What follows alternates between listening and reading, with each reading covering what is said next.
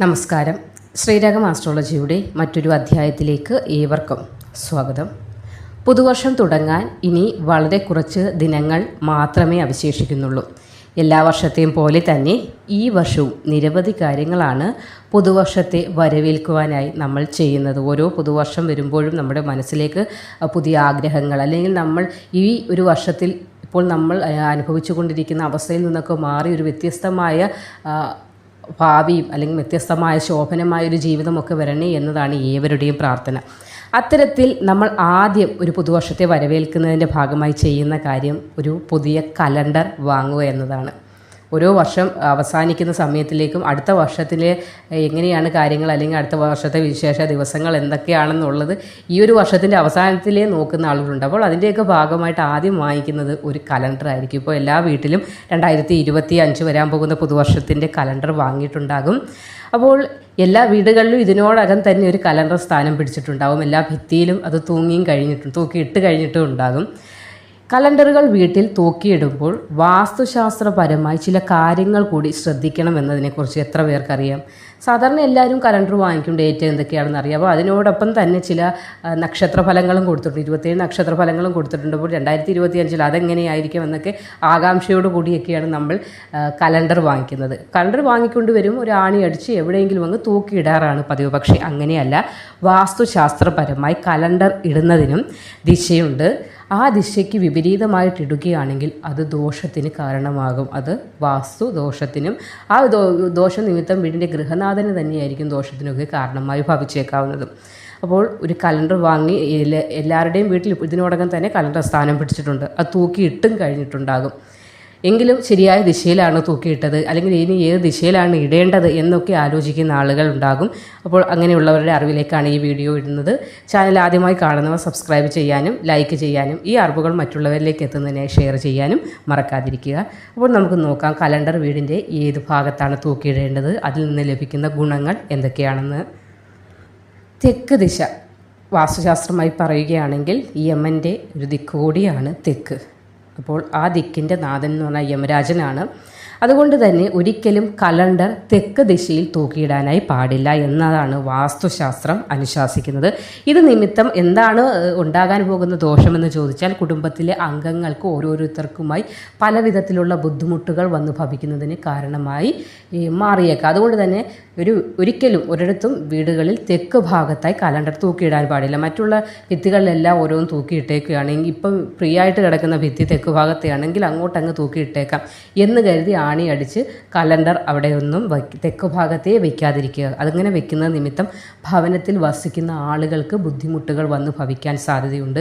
അതുകൊണ്ട് തന്നെ ഇതിനോടകം ആരെങ്കിലും 2025 പുതുവർഷത്തിലെ കലണ്ടർ തൂക്കിയിട്ടിട്ടുണ്ട്, അല്ലെങ്കിൽ ഇപ്പോഴുള്ള വർഷങ്ങളിൽ 2024 കലണ്ടർ തൂക്കിയിട്ടിട്ടുണ്ട് ഒക്കെ അങ്ങനെ ചെയ്തിട്ടുള്ളവർ അവിടെ നിന്ന് എത്രയും വേഗം ഈ വീഡിയോ കേട്ട് കഴിയുമ്പോൾ എടുത്തു മാറ്റേണ്ടതാണ്. അല്ലാത്ത പക്ഷം ഇപ്പോൾ നമ്മൾ അനുഭവിച്ചുകൊണ്ടിരിക്കുന്ന ബുദ്ധിമുട്ടുകൾക്കും ചിലപ്പോൾ അതൊരു കാരണമായി ഭവിച്ചിട്ടുണ്ടാകും.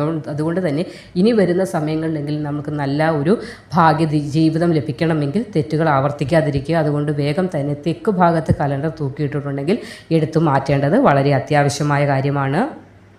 ചില വീടുകളിലുണ്ട് കതകിന് പുറകുവശത്തായി ആണി അടിച്ചോ സൈഡിലായിട്ടോ ഇതുപോലെ കലണ്ടർ തൂക്കിയിടുന്നത്.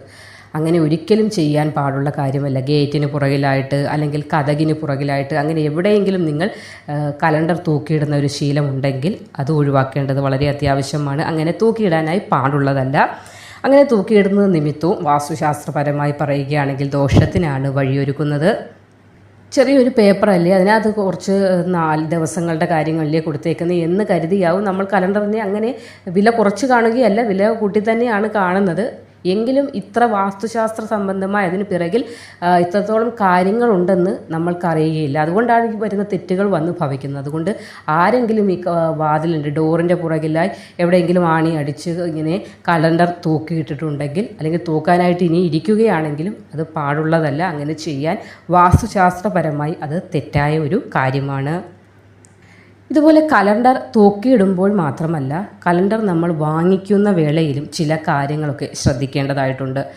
യുദ്ധത്തെ സംബന്ധിച്ചിട്ടുള്ള പിക്ചറൊക്കെ ഉള്ള കലണ്ടറാണെങ്കിൽ അത് വാങ്ങാൻ പാടില്ല. അതേപോലെ തന്നെ രക്തത്തിൻ്റെ ഇപ്പോൾ ഉള്ള കലണ്ടറുകളിലൊക്കെ ചില പിക്ചറുകൾ കാണുന്നുണ്ട്. അപ്പോൾ മലയാള മനോരമയുടെ കലണ്ടറിനകത്ത് അത്ര പിക്ചറുകൾ വലുതായിട്ട് കൊടുത്തിട്ടില്ല എന്ന് തോന്നുന്നു. മറ്റുള്ള ഓരോ ജ്വല്ലറിയുടെ അല്ലെങ്കിൽ അങ്ങനെയുള്ള കാര്യങ്ങളിലൊക്കെ ചിത്രങ്ങൾ കൊടുക്കാറുണ്ട്. അപ്പോൾ ആ ചിത്രങ്ങൾ ഒരിക്കലും യുദ്ധത്തിനെ ബേസ് ചെയ്തുള്ളതാകരുത്. അതുപോലെ രക്തം, ഉണങ്ങിയ മരങ്ങൾ അല്ലെങ്കിൽ വിഷാദം ആയിരിക്കുന്ന ആളുകളുടെ ചിത്രങ്ങൾ എന്നിവയൊന്നും ഉള്ള കലണ്ടറുകൾ വാങ്ങിക്കാൻ പാടില്ല.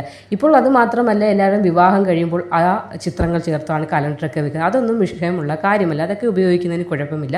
ഒരിക്കലും യുദ്ധത്തിൻ്റേതായിട്ടുള്ള, അതായത് അവിടെ തമ്മിത്തല്ലും പോർവിളികളും ഒക്കെയാണ് നടക്കുന്നത്. അപ്പോൾ അത് ഇങ്ങനെ തൂക്കിയിടുന്ന നിമിത്തം ഭവനത്തിനും ബുദ്ധിമുട്ടുകൾ വന്ന് ഭവിക്കാനുള്ള സാധ്യതയുണ്ട്. അതേപോലെ രക്തം, ഉണങ്ങിയ മരം എന്തിനെയാണ് പ്രതിനിധാനം ചെയ്യുന്നത്? അതിൻ്റെ ജീവൻ നഷ്ടപ്പെട്ടു കഴിഞ്ഞിരിക്കുന്നു, അതിന് ഇനി മുന്നോട്ടൊരു ജീവിതമില്ല എന്നതിനെയാണ് ഉണങ്ങിയ മരം സൂചിപ്പിക്കുന്നത്. അപ്പോൾ ഉണങ്ങിയ മരങ്ങൾ, അതേപോലെ വിഷാദമായിരിക്കുന്ന ആൾ, ആകെ തകർന്ന് കരഞ്ഞു പിടിച്ചിരിക്കുന്ന ആളുകൾ, അങ്ങനെയുള്ള ആളുകളുടെ ചിത്രങ്ങളുള്ളതുമായ ഒരു കലണ്ടറുകളൊന്നും തൂക്കിയിടാൻ പാടില്ല. എപ്പോഴും പ്ലെയിനായിട്ടുള്ള അക്ഷരങ്ങൾ, ലെറ്ററുകൾ മാത്രമുള്ളതാണെങ്കിൽ അതാണ് ഏറ്റവും നല്ലതായിട്ടുള്ളത്. എങ്കിലും ചിത്രങ്ങൾ ഉള്ളതിനെ തൂക്കിയിടാൻ പാടില്ല എന്ന് പറയുന്നില്ല. എങ്കിലും ഇങ്ങനെയുള്ള കാര്യങ്ങൾ, അതായത് യുദ്ധം, രക്തം, ഉണങ്ങിയ മരങ്ങൾ, വിഷാദം തുടങ്ങിയ കാര്യങ്ങളൊക്കെയുള്ള ചിത്രങ്ങളുള്ള ഉൾപ്പെടുത്തിയിട്ടുള്ള കലണ്ടറുകൾ തൂക്കിയിടാനായി പാടുള്ളതല്ല.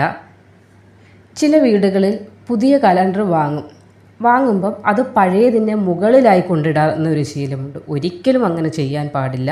അങ്ങനെ ചെയ്യുന്നത് നിമിത്തം അത് നഷ്ടത്തിന്, ദാരിദ്ര്യ ദുഃഖത്തിനും ഒക്കെ കാരണമായി ഭവിക്കും. ഒരു കലണ്ടർ ഇപ്പം 2025 കലണ്ടർ നമ്മൾ വാങ്ങിയപ്പോൾ 2024 കഴിയുമ്പോൾ ആ കലണ്ടർ മാറ്റി എവിടെയെങ്കിലും വയ്ക്കുക.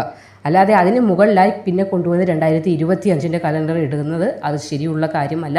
വാസ്തുശാസ്ത്രപരമായിട്ട് അത് നമുക്ക് സാമ്പത്തികമായ ബുദ്ധിമുട്ടുകൾ ഉണ്ടാകുന്നതിന് കാരണമായി ഭവിച്ചേക്കും. അതുകൊണ്ട് ആരെങ്കിലും അങ്ങനെ ഇട്ടിട്ടുള്ളവരുണ്ടെങ്കിൽ അതെടുത്ത് മാറ്റുക, അല്ലെങ്കിൽ ഇടാൻ ഉദ്ദേശിക്കുന്നവരുണ്ടെങ്കിലും അങ്ങനെ ചെയ്യാതിരിക്കുകയാണ് വേണ്ടത്.